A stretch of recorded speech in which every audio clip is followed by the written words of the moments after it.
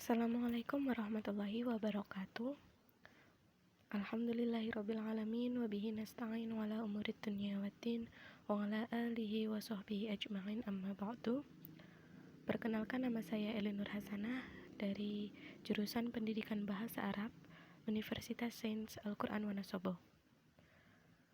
Di sini saya ingin menjelaskan mengenai distribusi frekuensi.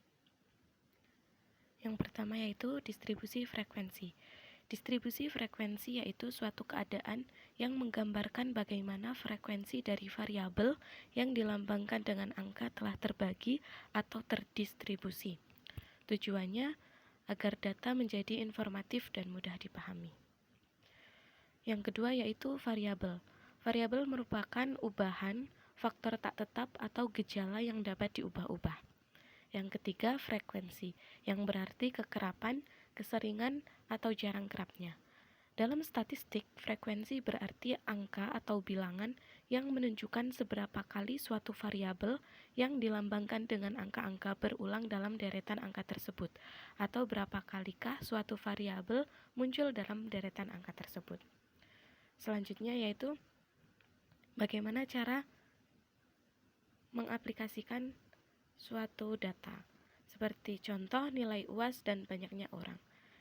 Dibuat tabel seperti pada gambar. Untuk totalnya, kita lambangkan dengan N sama dengan 80.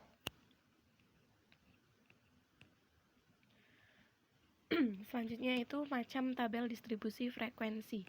Yang pertama, tabel distribusi frekuensi data tunggal, yaitu salah satu jenis tabel statistik yang di dalamnya disajikan frekuensi dari data angka. Angka yang ada itu tidak dikelompok-kelompokkan atau ungroup data. Contoh, tabel distribusi frekuensi data tunggal nilai mata kuliah statistik pendidikan dari 30 mahasiswa. Nilainya dilambangkan dengan X dan frekuensinya dilambangkan dengan F. Untuk nilainya ada 5 nilai, 90, 87, 85, 80, dan 70. Untuk totalnya dilambangkan dengan N sama dengan 30 mahasiswa. Selanjutnya yaitu tabel distribusi frekuensi data kelompok, yaitu salah satu jenis tabel statistik yang di dalamnya disajikan frekuensi dari data angka, di mana angka-angka tersebut dikelompok-kelompokkan dalam tiap unit terdapat sekelompok angka. Contohnya tabel distribusi frekuensi data kelompok berat badan peserta mata kuliah statistik pendidikan dari 30 mahasiswa. Di sini berat badannya dikelompokkan menjadi 4 bagian, yaitu 50 kilo sampai 54 kilo, 45 kilo sampai 49 kilo, dan seterusnya. Hingga total N sama dengan 30. Yang ketiga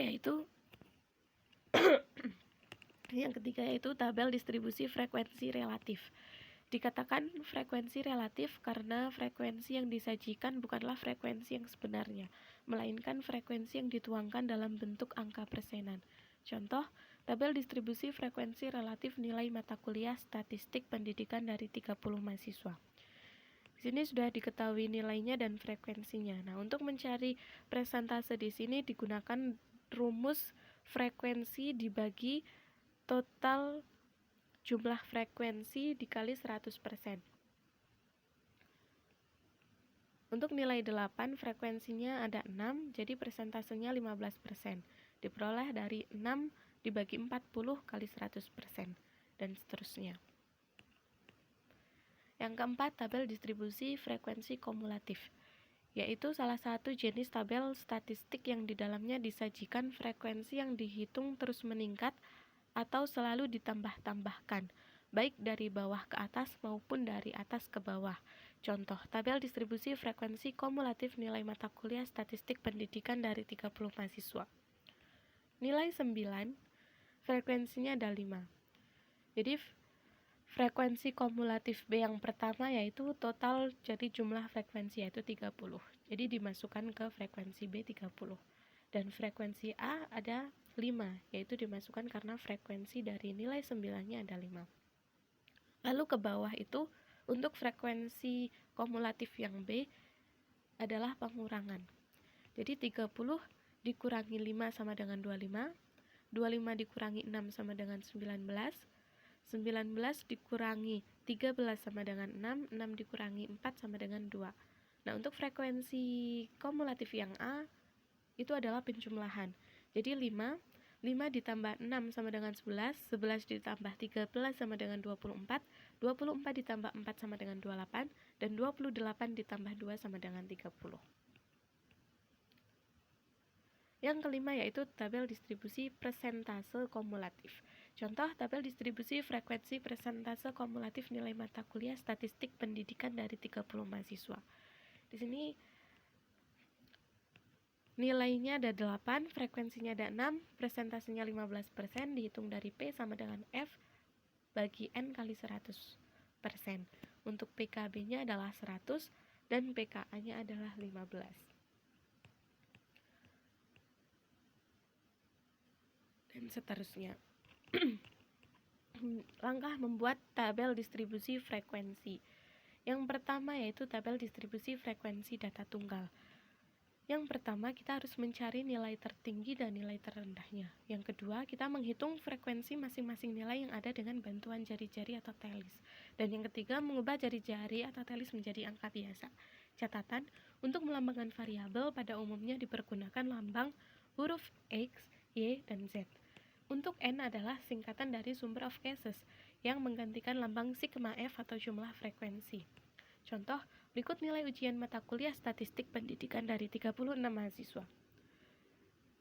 Ada Andi, Budi, Badu, dan seterusnya sampai dengan Indah. Di situ sudah dipampangkan untuk nilainya. Jadi susunlah data di atas ke dalam tabel distribusi frekuensi data tunggal.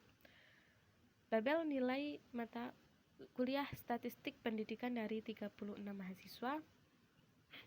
Nilai 10 ada 3 orang, nilai 20 ada 4 orang, nilai 30 ada 3 orang, nilai 40 ada 1 orang, nilai 50 ada 6 orang, nilai 60 ada 3 orang, nilai 70 ada 6 orang, nilai 80 ada 5 orang, nilai 90 ada 2 orang, dan nilai 100 ada 3 orang. Jadi totalnya adalah 36 mahasiswa.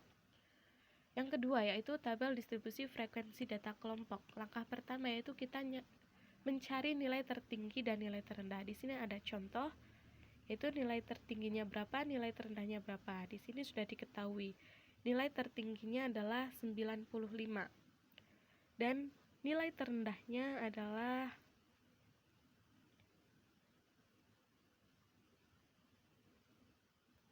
63.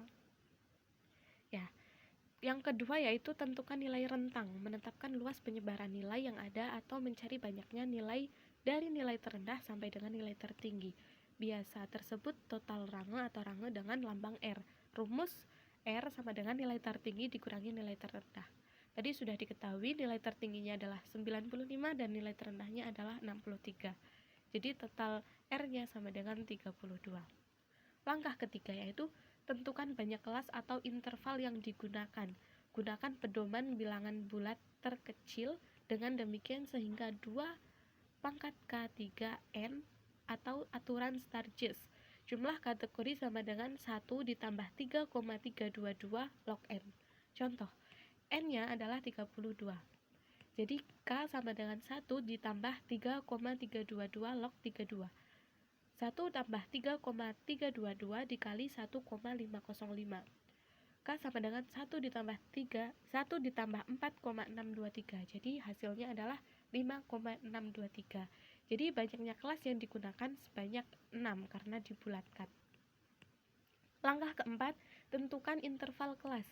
Interval kelas adalah batas bawah dan batas atas dari suatu kategori.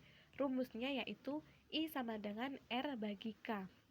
Contoh, R-nya tadi adalah 32 rangenya dan K-nya adalah 6. Jadi I sama dengan 32 dibagi 6, jadi sama dengan 5,33. Jadi sudah diketahui interval kelasnya adalah 5 karena dibulatkan. Tabel distribusinya tinggal kita masukkan saja. Untuk interval nilainya tadi ada 5. 63, 64, 65, 66, sampai 67. Begitu seterusnya sampai intervalnya ada 5, masing-masing 5. Jadi frekuensinya tadi dihitung sesuai dengan data nilainya. Jadi 63 sampai 67 ada 3 orang, 68 sampai sampai 72 ada 5, 73 sampai 77 ada 4, 78 sampai 82 ada 3, 83 sampai 87 ada 9, 88 sampai 92 ada 4, dan 93 sampai 97 ada 4. Jadi jika ditotalkan N tetap sama dengan 32. Tabel distribusi frekuensi relatif. Interval nilai tadi sudah diketahui, ada 5 intervalnya, jadi 63 sampai 67 tinggal dimasukkan saja. Frekuensinya sudah diketahui, ada beberapa. Untuk presentasenya kita menghitung menggunakan rumus P sama dengan F bagi N kali 100%. Jadi frekuensinya ada 3, N-nya ada 32, jadi 3 bagi 32 kali 100% hasilnya 9,4% dan seterusnya. Kalian bisa menghitungnya dan mencocokkannya sendiri. Selanjutnya yaitu tabel distribusi frekuensi kumulatif. Intervalnya sudah diketahui, kita masukkan saja. Frekuensinya sudah diketahui. Nah, untuk frekuensi meningkat dari bawah, berarti kita tulis frekuensi yang pertama yaitu 3. 3 ditambah 5 untuk frekuensi selanjutnya adalah 8. 8 tambah 4 sama dengan 12. 12 ditambah 3 sama dengan 15. 15 ditambah 9 sama dengan 24. 24 tambah 4 sama dengan 28, dan 28 tambah 4 sama dengan 32.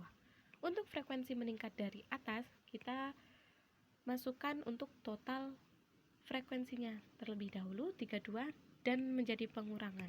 Jadi 32 kurangi 3 sama dengan 29, 29 kurangi 4 sama dengan 24, 24 kurangi 4 sama dengan 20, 20 kurangi 3 sama dengan 17, 17 kurangi 9 sama dengan 8, dan 8 kurangi 4 sama dengan 4. Ya baik, bisa dipahami terlebih dahulu. Selanjutnya, soal. Berikut nilai UAN Matematika SMA kelas 10. Kita bisa perhatikan nilainya dulu. Dan jumlah dari mahasiswanya ini ada 90. Langkah pertama, kita harus mengetahui nilai tertinggi dan nilai terendahnya.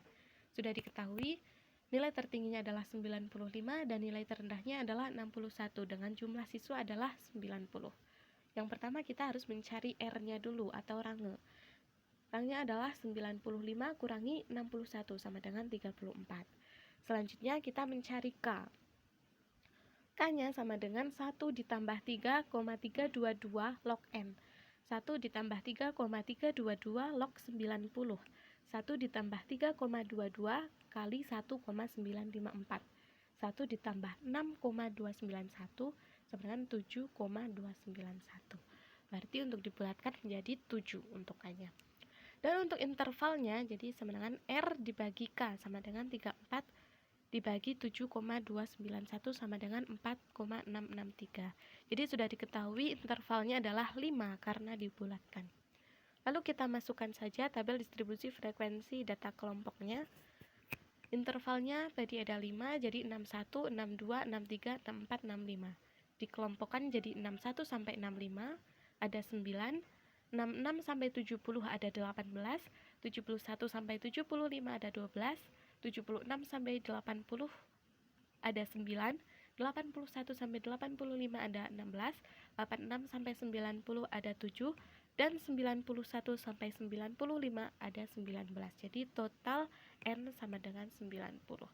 Baik, terima kasih. Begitu sekiranya penjelasan mengenai distribusi frekuensi. Jika ada pertanyaan, silahkan ditanyakan.